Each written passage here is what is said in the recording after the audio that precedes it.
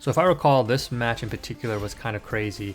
Our hand is technically bricked, the double tribute monsters isn't great, but we do have the Pot of Prosperity, which is always good because it usually unbricks your hand, or at the very least digs into like a Pot of Duality to allow you to continue digging for something that allows you to play the game.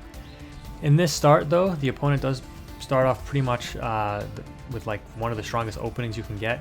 So they're going to search Sharon, obviously, because off of this Keldo Pitch Medora, they brought Kelbeck, which they can then use with the Sharon. Now, this is an odd play again. I would have probably gone Sharon first, just so that I would mill the opponent's deck and see what they're on. The risk there is I might be on Tier Limits 2, and they don't want me to mill and interrupt their plays, so they're going for their Kick Calvos first. But because of this, now they're going to waste a second fusion on a Rukalos, which doesn't really do anything against Floowandereeze. Now at this point, I think I know 3 cards in hand, right? Out of the 4. We know the Sharon, the Kelbeck, and then the Trap card, which I believe was Sulik that they brought to hand. Nope, they bring Crime to hand. So that's tough, because that's going to counter our evenly matched here, right?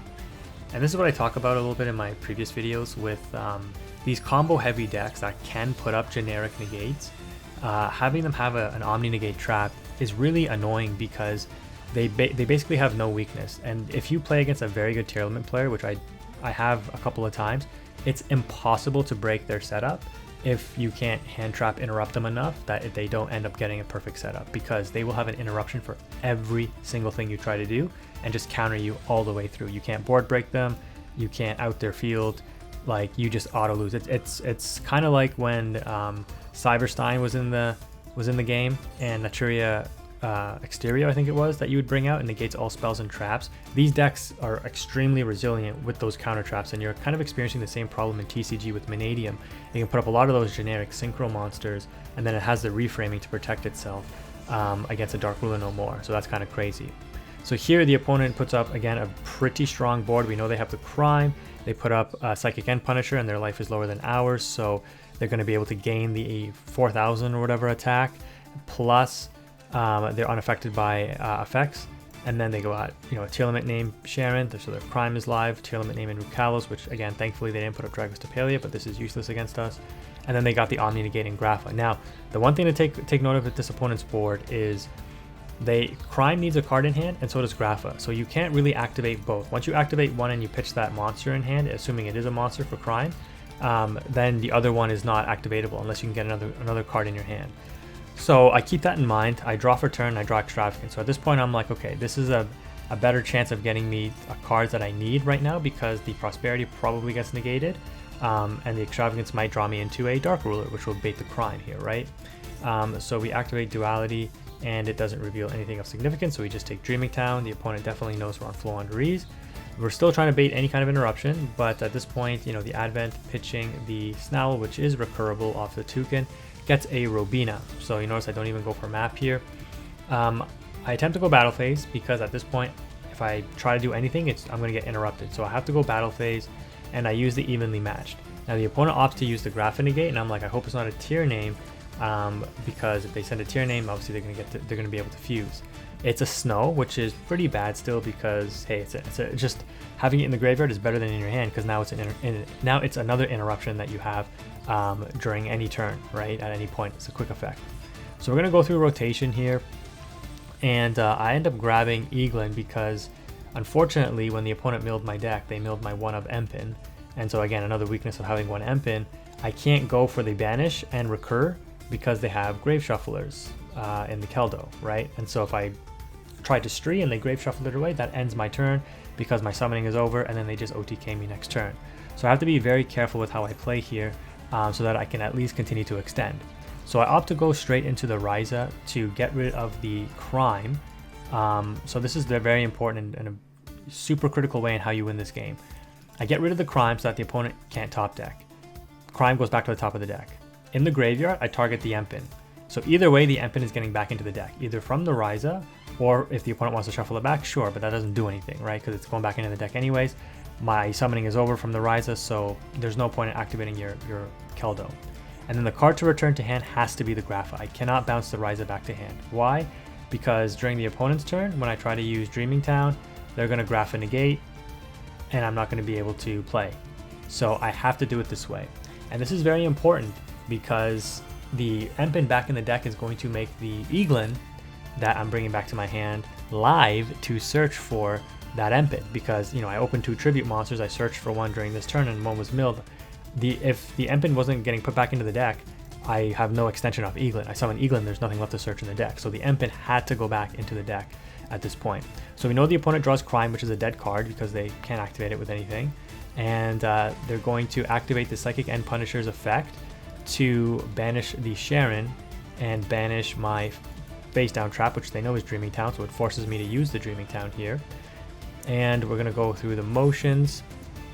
Okay.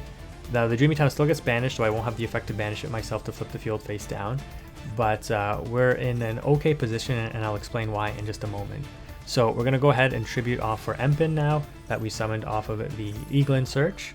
So again, super clutch that we were able to put that Empen back into the deck, or the opponent could have put it back for us. But the Ryza here was really the MVP, outing the negates on the board. Now you might be thinking, well, Quantum, you still lose to the Psychic End Punisher. It's unaffected by card effects. How are you going to out it? You can't beat over it. Your Empen is not going to affect it. How are you going to beat it? Yes, that is true. Now you can see the opponent goes battle phase, contemplates whether or not they want to attack, and then opts not to.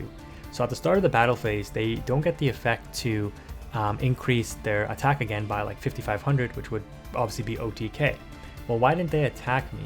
And there's a specific reason why. So if they attack me, their life points will likely now be higher than mine, I'm pretty sure, right, after the calculation, which means their Psychic End Punisher would then be affected by card effects. So they opt not to attack because they can't go for game, which is understandable and it is the right play.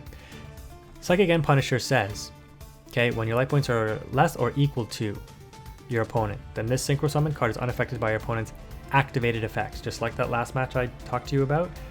Activated effects. Empen has a continuous effect to prevent you from activating your effects.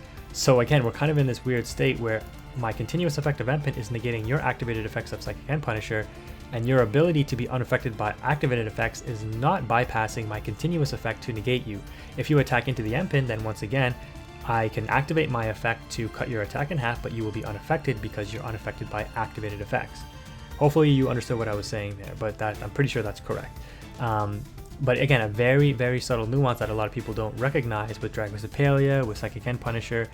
And another comment, you're going to see a way that I'm going to out this, and this is how Floowandereeze can also out things like the in the TCG, like the new Expurrly Noir, Psychic End Punisher, and other big monsters that are unaffected by activated effects, right? If they're just unaffected by your opponent's card effects, like Yugioh Sigma, that's a different story. But activated effects, Floowandereeze can deal with that no problem. So we're going to go ahead now.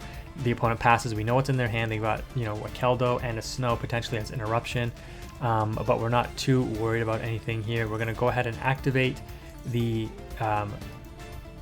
Unexplored Winds. And at this, I'm still on the Patchy and the Dark Rulers. I'm surprised I didn't get into a Patchy yet. Out of the 15 cards left in my deck, even after going through Pot of Extravagance there. Oh no, I did reveal a Patchy. Okay, so yeah, I still opt not to take it. Okay, interesting. I use the Advent of Adventure because I want to get the Empen back in the Banish pile so I can recycle it with Toucan so I can use it with Unexplored Winds.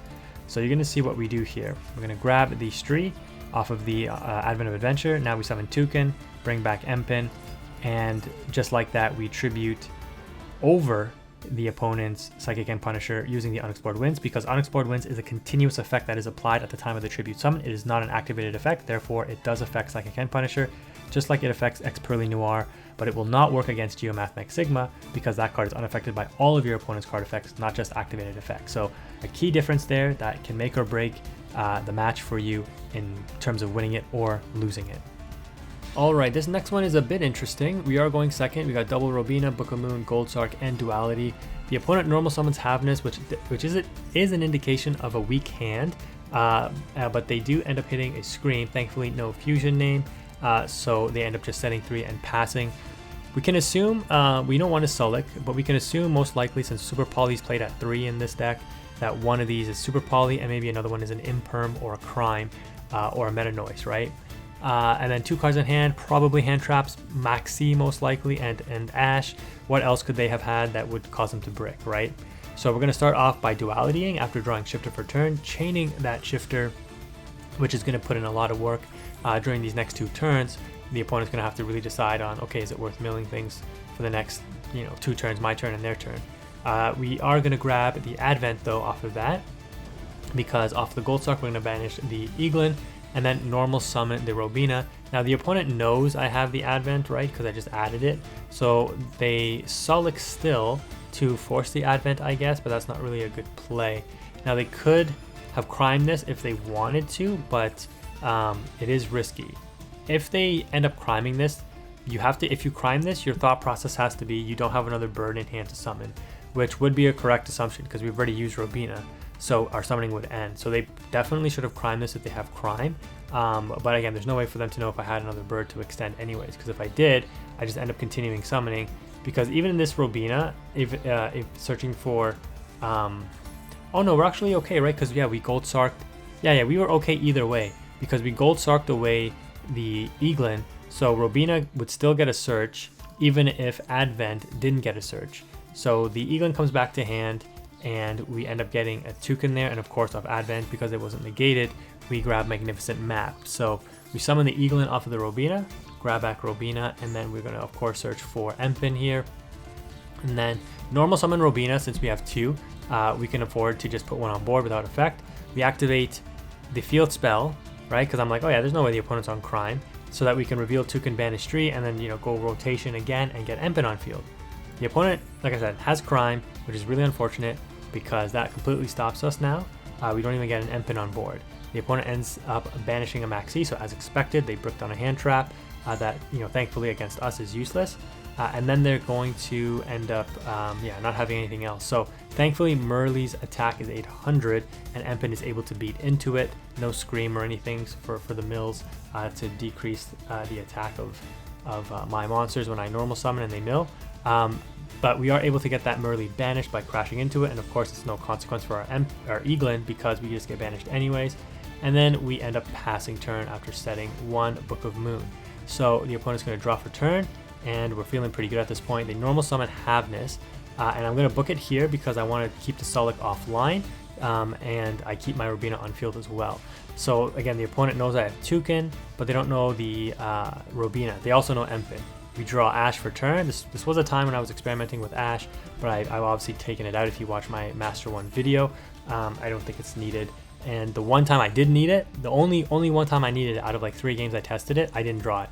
So at this point though, the opponent kind of realizes it's going to be a lost cause. I'm going to continue to control the match and do my small combos, and they're going to, just kind of be stuck, not being able to do anything. So they just end up scooping it up there, and that was a GG. I think this was maybe one of my last matches before I end up switching the deck. But if you made it this far in the video, thank you again for watching, guys. Quantum is out.